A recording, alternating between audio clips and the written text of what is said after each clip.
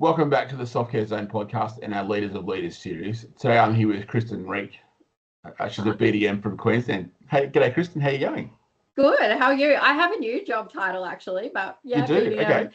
BDM on paper is basically what my PD is, but New Wave Care is all about setting trends. So I'm actually called the hype girl. Interesting. And Yeah. how fitting for you. I know that's exactly why they did it. Yeah. So they were like, "Oh, you're very different. Obviously great at the BDM stuff, but we want a title that actually speaks to who you are as a person." And Yeah. I just felt so blessed. Like that's absolutely amazing to be a part of a company that says, "Hey, we love how high energy, crazy, full on you are, but your job title just doesn't capture that. So how do we change it?" Yeah. So then, that's a decision from leadership on how to, bring you on, but also recognize where you are and the type of person that you are. Yeah. How often do you come across that in, community services? Look, very rarely. And this is kind of what spoke to me the most about the company and why I jumped on board, because as you know from following my LinkedIn, I'm very passionate about self-care and really good, solid leadership and good values. And so for me, that conversation, when we were talking about the role opportunity, and then they sort of went, "Oh, hang on, that BDM job is kind of what you're going to be doing on paper, but it just doesn't really match who you are and who you show up as. So how do we capture that?" So I think that was what spoke to me. I was like, hey, these people are actually recognizing who I am as a person. And as we know, me being neurodivergent, I'm very out there and full on. And so to meet a company that actually was willing to accommodate my work from home environment as well. So that's where I thrive the most. So I'll still go out and connect with people where I need to, but I really like coming back to my own space, and that's where I do my best work. And so these guys were like, how can we accommodate that? So I think across the board, their leadership was amazing, right back to that interview stage, like taking the time to actually understand me as a person and say, how can we accommodate you to thrive in your career? And we know that when staff thrive in their own careers, they're going to make the business look great as well. So yeah, that was really important to me. So hats off to them for setting that standard. But across the industry, I don't know, I can't say that I've seen it a lot. Yeah, no, I'm trying to think as well. It seems like we're kind of stuck in these ways of this is the way we've always done things. Even before the NDIS, back in the block funding days, this is the way things have always been. This is the way things are always going to be. But I think, we've got these outliers of businesses that are going, hang on, we need to make this change. We need to look after our staff better. We need to maybe word things differently so that we are more accommodating, because it's not just about, yes, we have choice and control for our participants in that they have choice and control, but us as businesses, we have choice and control as well. 100%. And I mean, I guess another thing with this position was we actually had a conversation. So it was like, what do you really enjoy doing as part of your BDM role? And so I was like, oh, I have a few things I wasn't really enjoying, unfortunately. And when we sat down, they were like, okay, well, what about if we told you that we'll build a role right around all those amazing things that you love doing? Then anything that you don't like doing, obviously across our team, there will be someone else that goes, oh, I actually really enjoy doing that. And so, as you know, I love being creative. So I was like, social media is my thing. I love doing creative posts and writing content and that sort of stuff. And I didn't get to spend enough time in that, unfortunately, in previous roles. So that was something that they said, well, let's sit down and we'll write out exactly all the things you love doing, and we're going to build your position description around that. Then anything else that we need to fill the gaps on, we'll do that in the background. So I think that also spoke volumes to me, because we see the very generic PDs out there. We want a BDM to do this and to get these leads and to do this. And it's like, okay, but what about if the person really doesn't like doing one particular task that's on that PD? Do you think that they're going to give their 110% to that particular task? No, probably not. So that was another big thing about New Wave Care, is they take the time to listen to their staff. And it's not just me that's gone through that process. So when I connected with the other team, I was like, oh, how's everyone finding it to work for the company? And everyone had been provided with that opportunity to give feedback, like, hey, this isn't working for me, I'm not really enjoying it. And if it's something they want to continue doing, but they're just feeling like they're not really getting it, this is where the leadership also steps in and says, we're here to support you. So I've not worked for a company where Monday morning is greeted with a team meeting where everyone says what challenges they had from the week before and how we're all going to work together. And it becomes a brainstorming thing as well. Like, okay, we've had this issue. How do we fix it as a team? Can I help you? So someone's hand will go up and say, I actually really know how to do that. So LinkedIn, you know, people are still getting used to LinkedIn. And we were talking about that on the team meeting. And I said, I'm happy to sit on a Zoom session or a Teams and let's get you all set up so that you're ready to use it. And it's like, oh, yeah, cool. That's easy done. So we book an appointment with each other and we do it. So, and also the investment in training. Like Thursday, I sat in on medication management training for all of the managers. So taking the time to say, support workers need this training, right? But as managers, what if our staff come to us and they ask us a question about medication management and we go, oh, we don't know.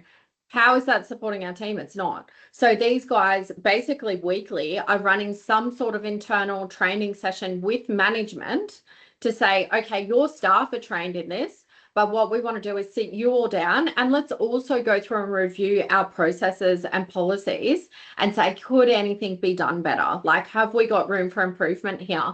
And this was obviously my first session Thursday just gone. And I was like, I just sat in awe because I thought, how fantastic is this? Like, it doesn't take long. I think we were on the call for 45 minutes, an hour.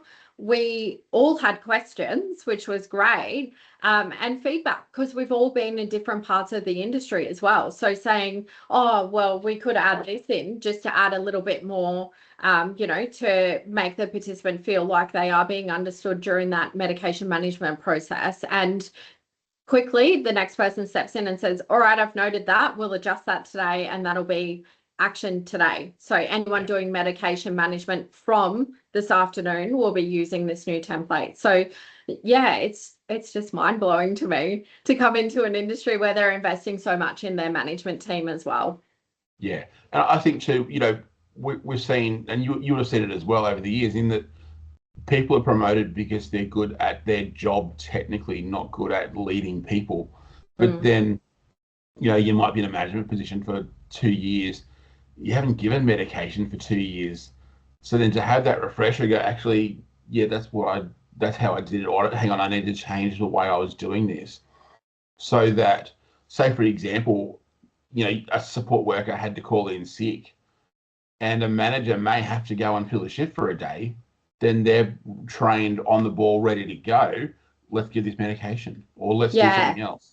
And that's exactly what happens. So our service coordinators are obviously on the ground in different areas, from, you know, North Brisbane right through to Gympie there. And so that's exactly what happens. If someone is unavailable and, you know, we need to dispense that medication because we know that that participant absolutely needs it, that support can be provided, you know, immediately. They can pop out and do that. So yeah, I think it's very important. And we're very lucky that one of our service coordinators used to do dispensary in a pharmacy. So it was like amazing to sit down and to talk to her as well and just understand that other part of like how medication gets dispensed and how they prepare it at a pharmacy and stuff like that. So I was like, wow, this is completely mind-blowing. So did learn a lot from the session, you know, and I think that's great because I was very lucky that I rarely had to dispense medication. So exactly like your example, it had been a little while since I'd done that. So it was good to sit down and sort of go, oh yeah, that's interesting. It's refreshed my memory in case, I mean, I work from home, but if a support worker rings me and needs any sort of guidance, I feel confident now that I can sit here and go, yep, let's walk along together and we'll make sure your participant is taken care of and the right steps are taken. Yeah. It's also good to the managers going, hang on, we need to be part of this as well.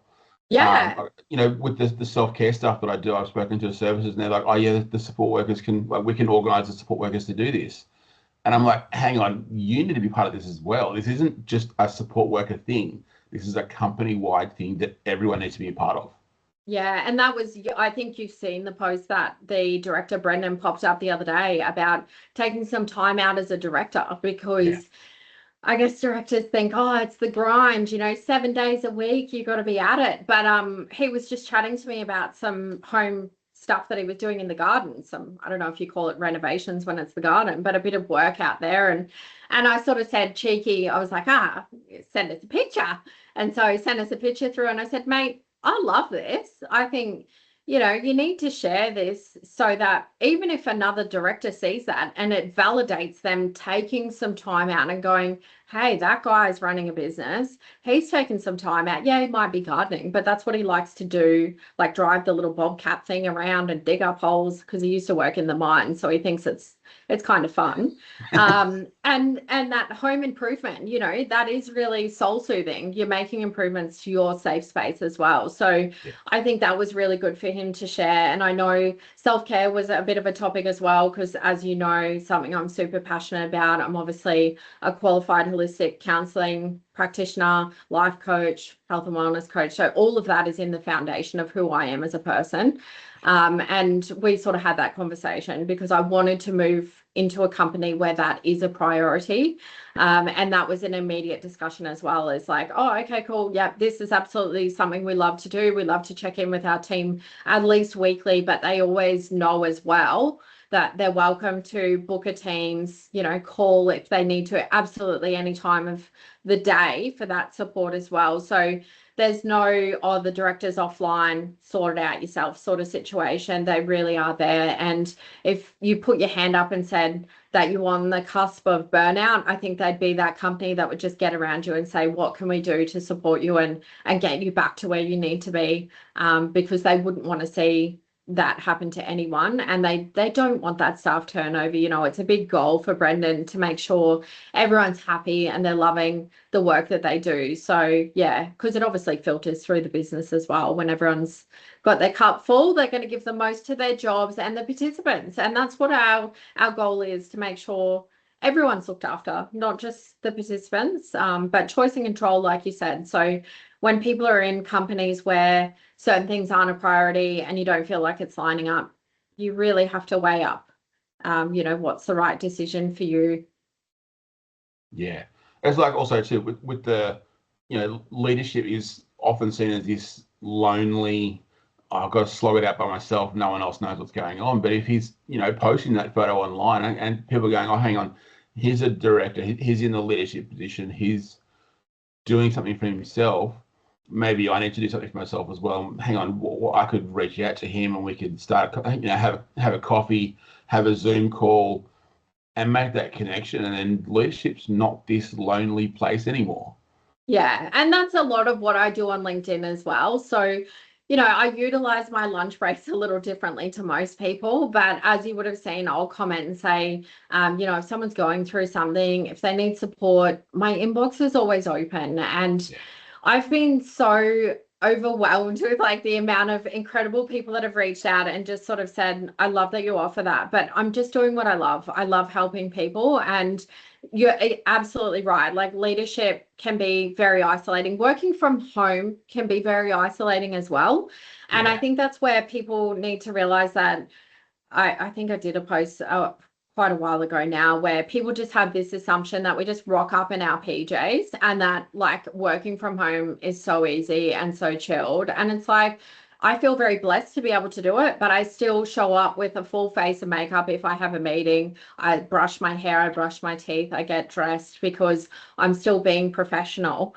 And I love that I'm able to connect with other people that work from home. So we actually provide that connection for each other, where I've made friends with a really lovely lady down in Melbourne, and she's neurodivergent. Her workplace allowed her to work from home. And I said, we networked, and I said, hey, if ever you just want to have a chat, you want to have lunch together virtually, whatever that looks like, just contact me. And, women especially have been reaching out, which I love because I'm creating that empowerment space for people to feel safe. So I've got an incredible amount of ladies that are high-end professionals as well, neurodivergent ladies, all kinds of people reaching out. So I just love using my lunch break to touch base with people and get that human connection as well.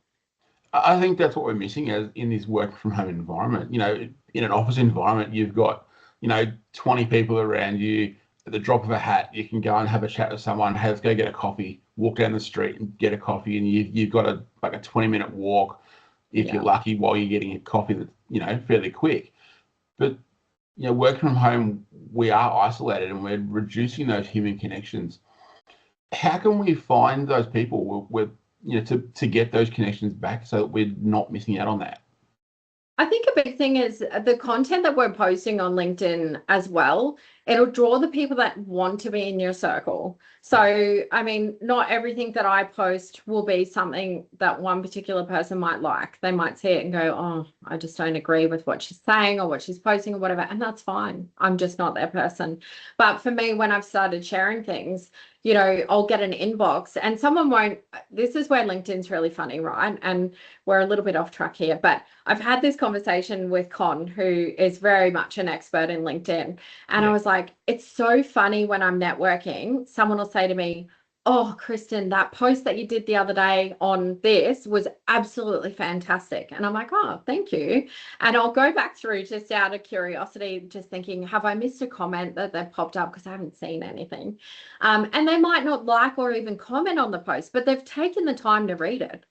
And so that's the case with the inboxes. Sometimes I'll get an inbox from someone and they'll say, thank you for posting so openly about this. I agree, it's relevant to me, whatever it might be. Or I was having a tough day and I thought I was alone and you've shared something and I completely connected with it. When you've got some free time, can we chat? So it's about, I guess, putting your footprint out there so people know who they're connecting with as well. And that's where the LinkedIn space is great.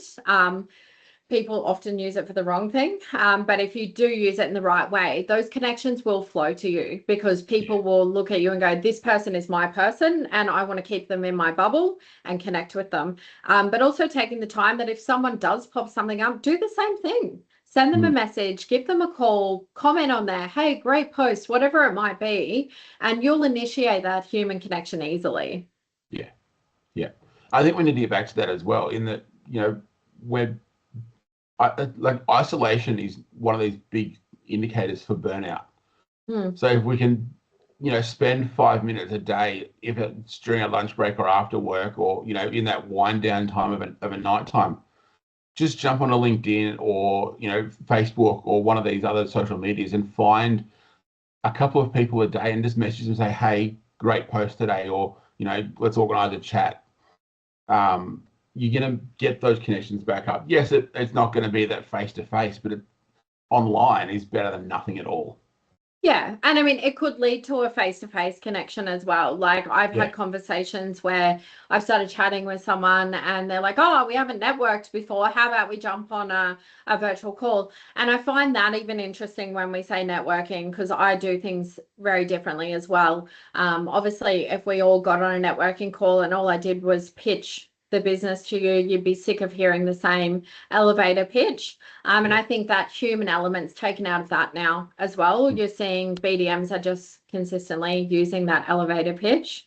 I'm very lucky that in my circle of people, everyone's sort of doing things the way that I am and focusing more on that human connection and not trying to sell the services, but say, hey, this is who we are. These are our values. And if you feel like we meet up to yours, then you know where to find us, and we continue that connection and it just flows naturally. Yeah, it's like Michael, everyone knows Michael, but that started off as like I met Michael at one of these sit down speed dating type networking events, and it built from there. And we'd messaged on LinkedIn for maybe 12 months, and then I said, look, I'm going to the snow in a couple of months' time, knowing that he's down south in Canberra. I said, well, let's meet up while we're coming back from Canberra. And that went from, yeah, let's do this, to I think we're there for an hour and a half just chatting face to face, business, personal, everything. And it's like, we need these connections and we need to go out of these ways. So I get what you're saying about, the online connections can build to those face to face. Yeah, absolutely. And I mean, that's the case, like obviously with me working remote, the first step is generally that we connect to other LinkedIn, Facebook, whatever. And then it turns into, like, example is I'm booked in to go back down towards the sunny coast later in the early part of the year. I've already got people saying, hey, I want to connect with you again, but can we do that now? And then when you come down, can you shoot us a message because I want to grab a coffee and let's just chat or we'll have lunch. So yeah, I guess the tricky thing with that is that a lot of leaders want their BDMs to just get those referrals straight away. And they're like, when you get on that networking call, you better get off it and you better have a referral. And it's like, it's not always the case. Sometimes you need to build that actual connection with that person. And yeah, then they're obviously going to pick up the phone when they think of you and they go, oh, I remember talking to Brett and these are the amazing things that we talked about. And I really connected with him. And I feel like if I ring him and say, I've got this referral, he's going to do the best he can to accommodate my participant. And that's the outcome that I want. And so that's what I focus on, is like who I am as a person as well is super important. So the company is one thing, but who I am and how I show up is really important, because that person that's ringing me with that referral is trusting their business essentially in myself. So they're saying, hey, this participant that I'm taking care of and they've trusted me to take care of them would like for me to find a suitable fit. I've thought of you and your company because your values align, and they're not going to give a referral to someone that they know is just going to fill the shift, and they're not going to take that care and that time to make sure that participant's taken care of, because then that flows back through them.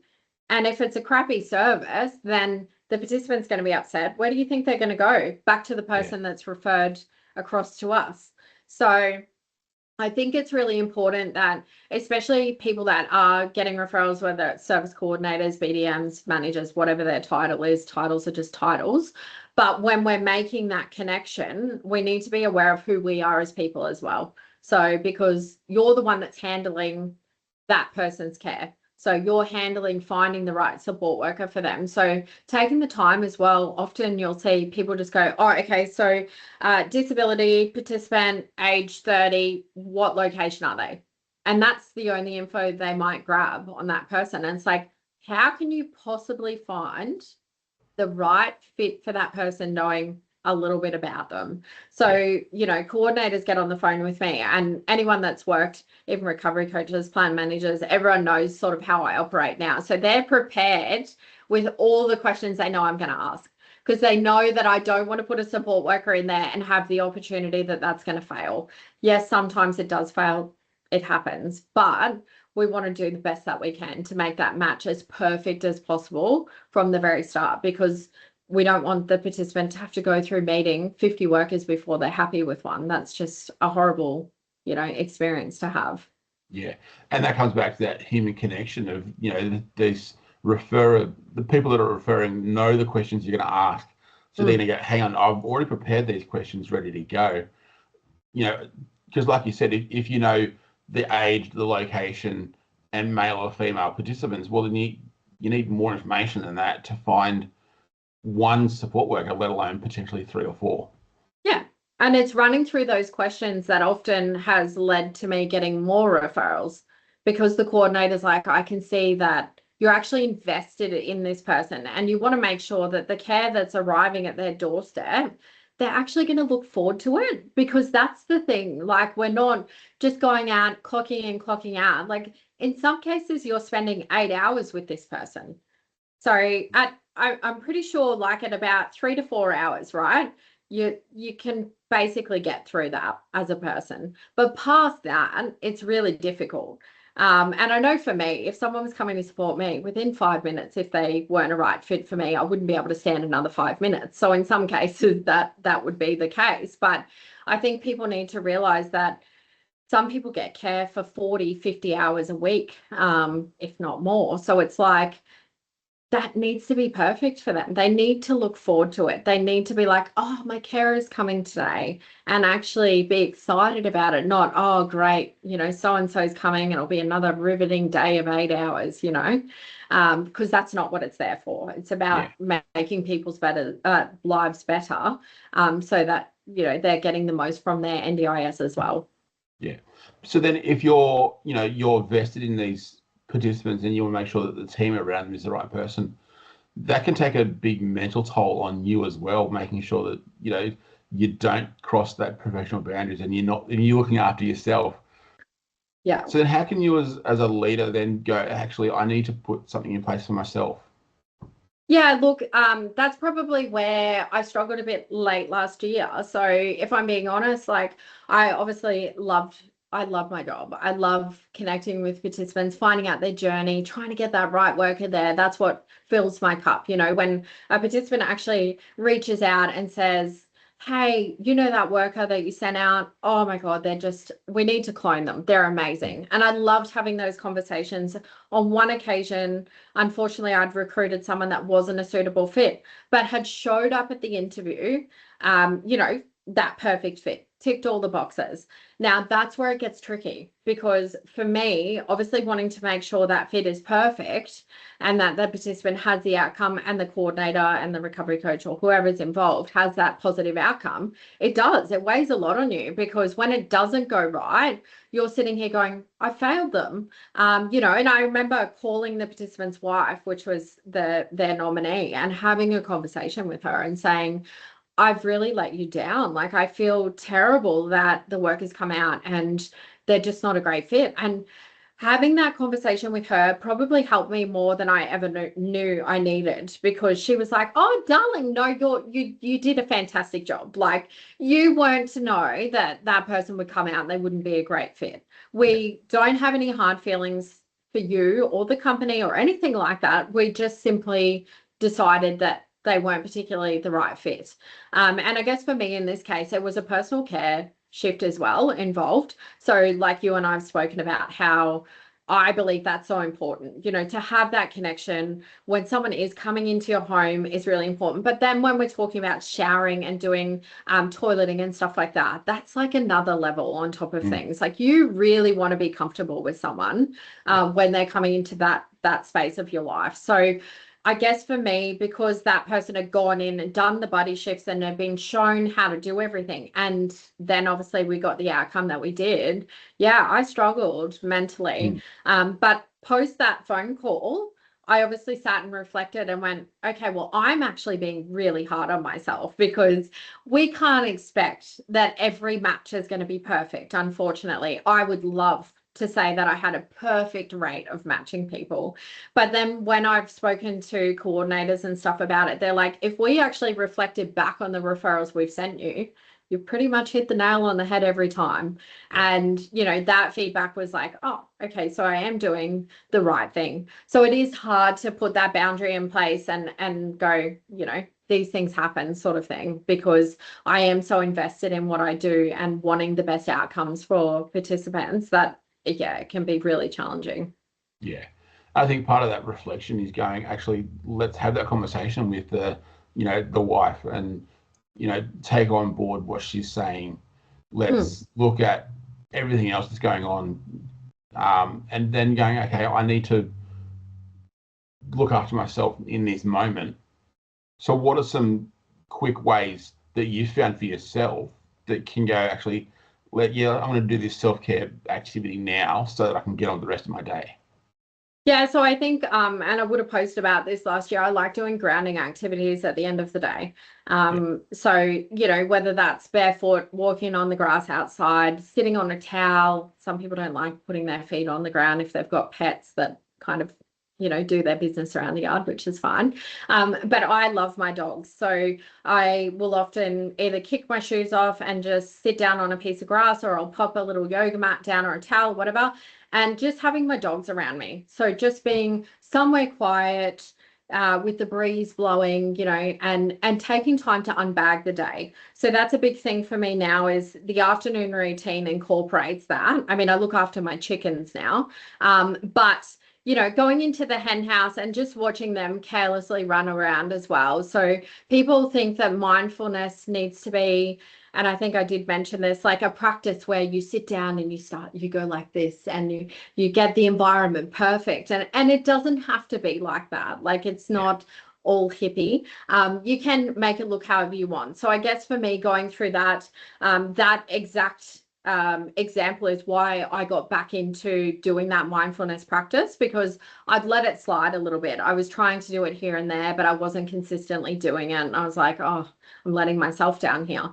So, that afternoon after the phone call, stepping outside, letting my dogs run around like crazy, sit on my lap, I pat one of them, whatever it might be, but just not talking, and sitting in silence and observing nature and being a part of it and letting your mind kind of unbag it. And then when those negative thoughts come up, just going back at them and saying, well, we've had this conversation, you've been reassured, they actually weren't disappointed in the company or myself, and just talking, because as we know, the human brain is damn good at focusing on that negative chatter.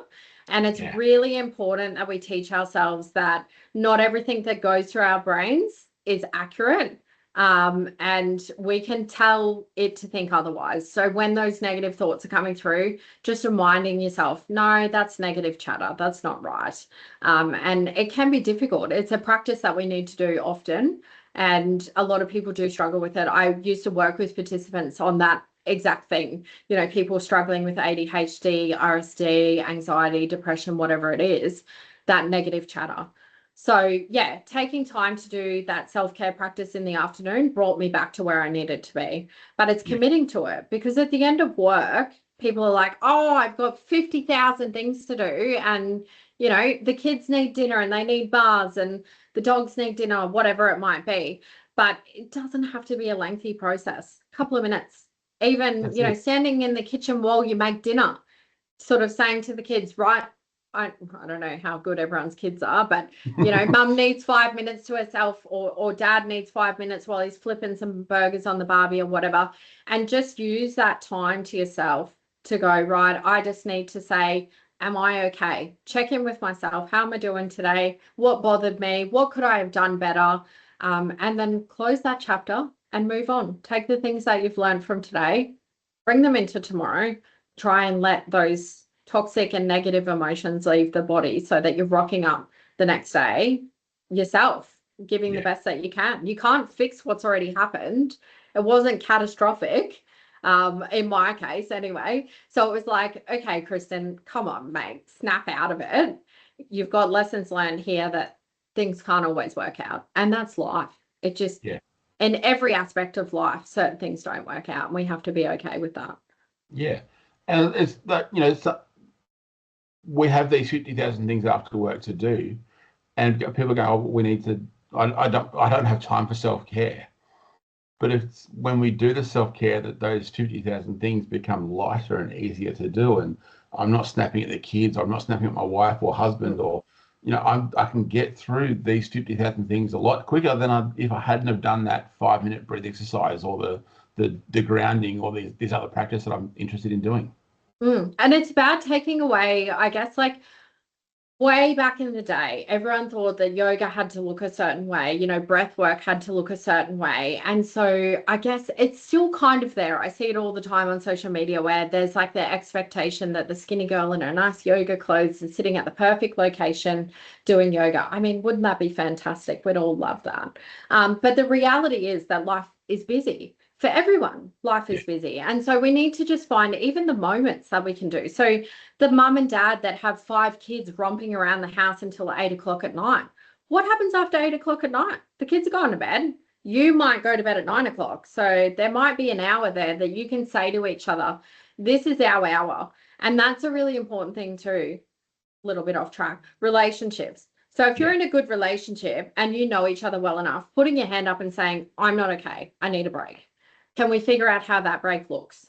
Hubby's busy with work, partner's busy with work, whatever, kids are chaotic, whatever your circumstances are, just being honest with each other. We shouldn't ever be put in a position where we can't have those conversations and say, hey, I'm not okay, I need to do something for me.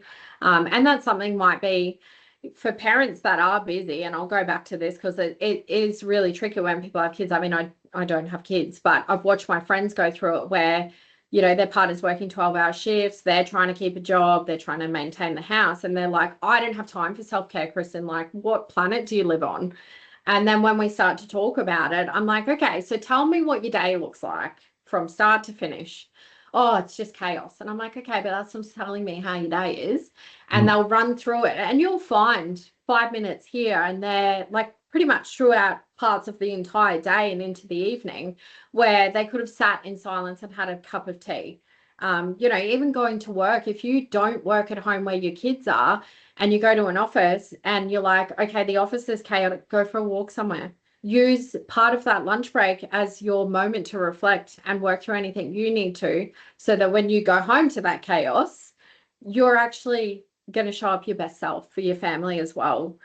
Because like you said, it's you're not going to snap at your wife, you're not going to snap at your kids, and there's a flow-on effect to that too. We see it all the time. Couples break up because they're at their wits' end with everything, and most of the time, if you sit down and you unbag it, it's because they haven't been giving each other that space to be themselves and kind of work through anything that they need to, or have that conversation with their partner. How do we practice self-care together in our circumstances, whatever it might be?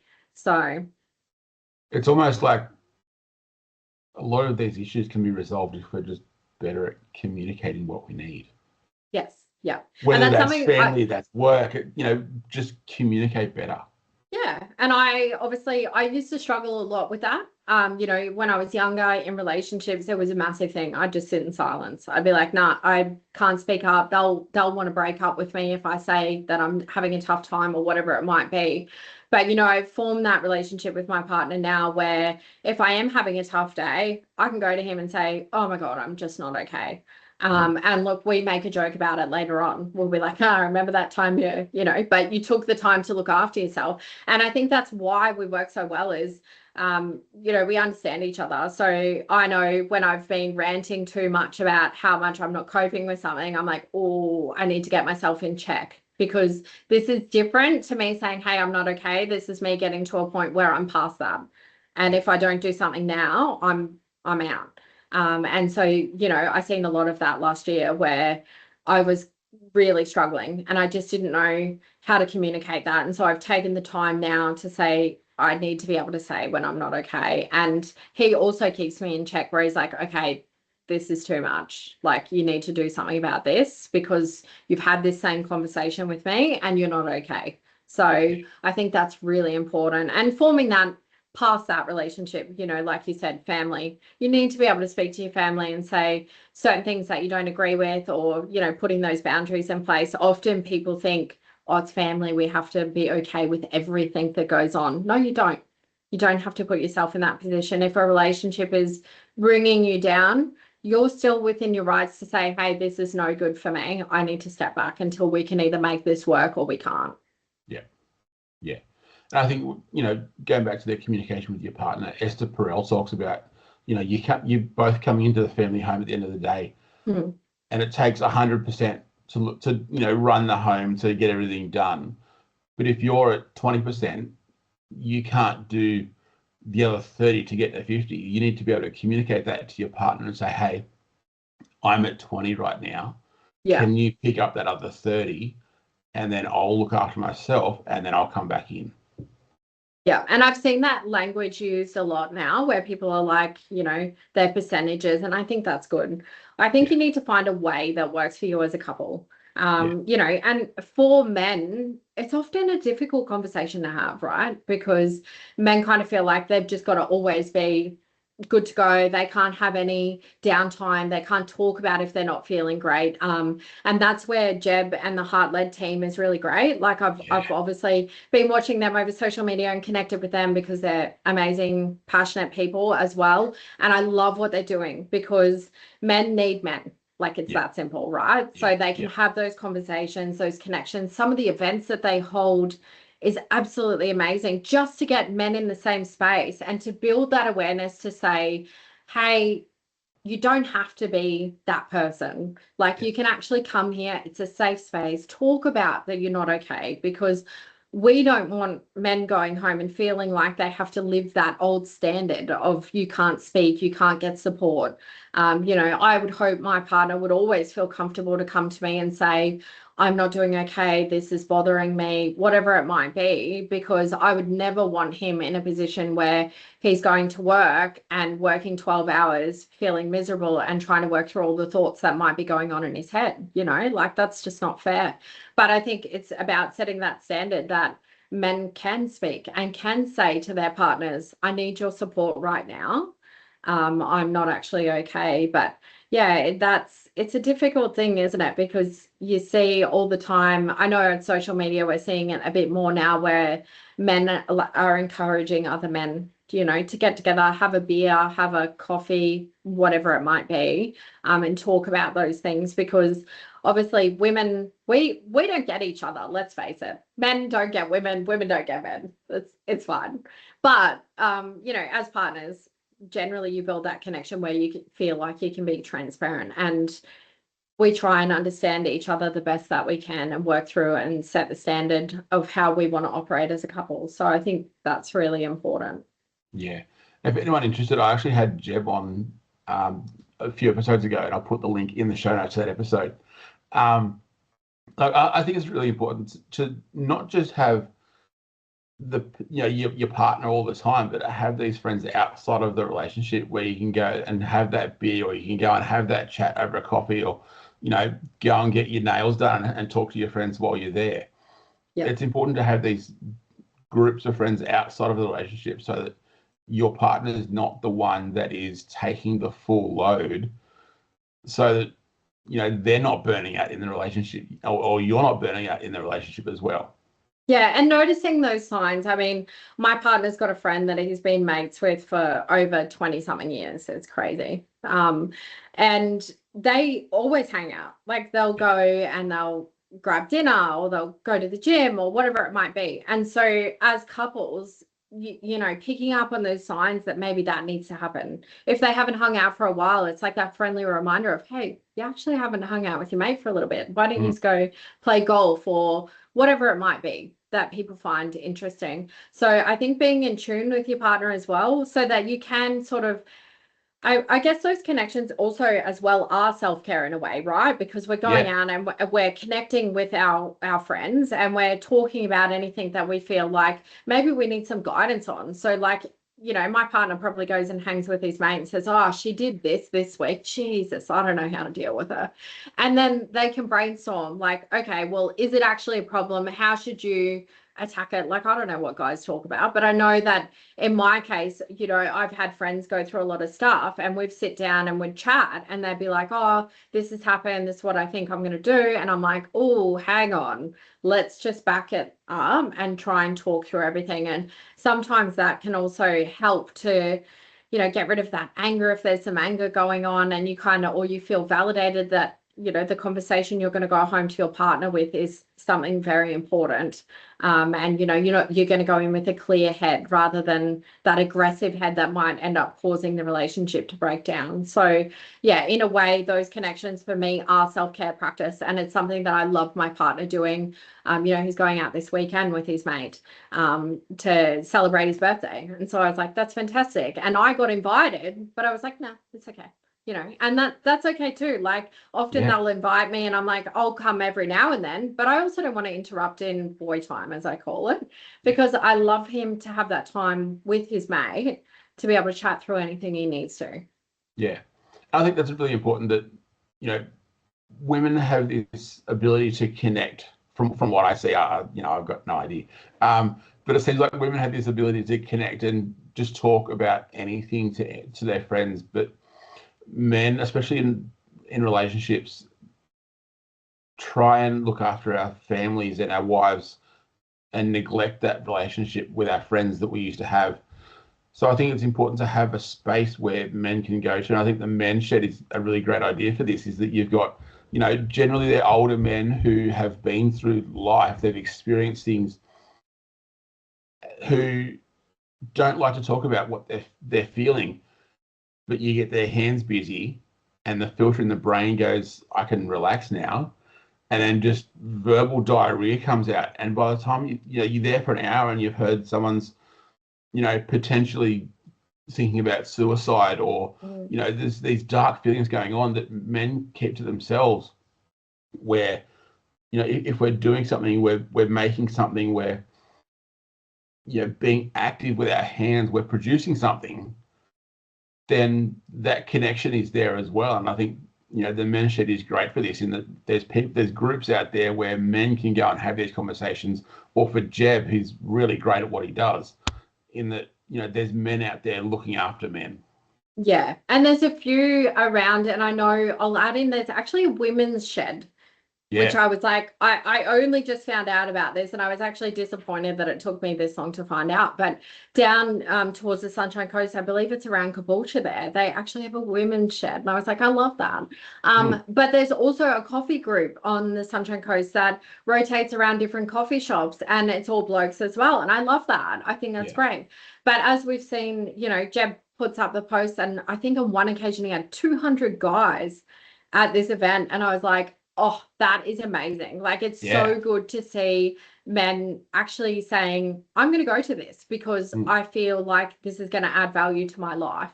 And, you know, hats off to them and what they're doing. And I just think it's great to provide that space for men to come in and feel like they have somewhere that's safe for them to go and have those conversations as well.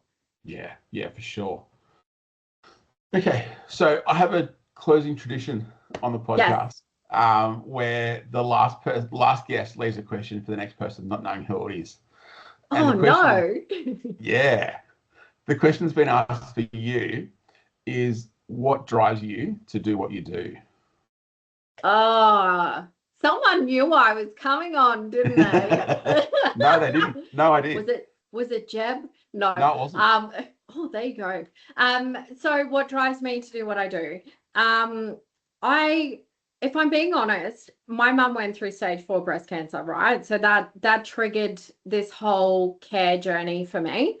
So I became her primary carer. So I quit my job. My life was actually falling apart at the time as well. So 2 weeks prior to mum's diagnosis, my relationship had broken down, and I had actually moved back home until I could find another residence to move into. And so caring for mum, you know, got me thinking, like, that was a long process. We did surgery, we did radiation, we did the works. You know, I had to try and support dad as well, because going back to that men need men, dad really needed someone to chat with. But he was struggling with the diagnosis because the person that he absolutely loved and spent his life with was unwell. And so for me, I literally just got chills. For me, going through that care journey with mum kind of sparked a lot of emotions for me. And so then I moved into disability equipment, and I loved it. I would connect with people every day of the week and see how that equipment was going to change their life. And then I absolutely loved doing that job. Working with my team was absolutely incredible up there. The organization was fantastic. And then I went, I want to do more.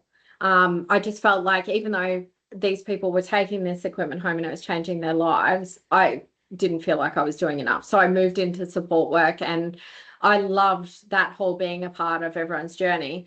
So once I'd sort of gone through burnout as a carer, I was like, how do I continue to show up with this passion and this drive to make an imprint on people's futures? But obviously at the time, I noticed that I needed to take a step back from caring.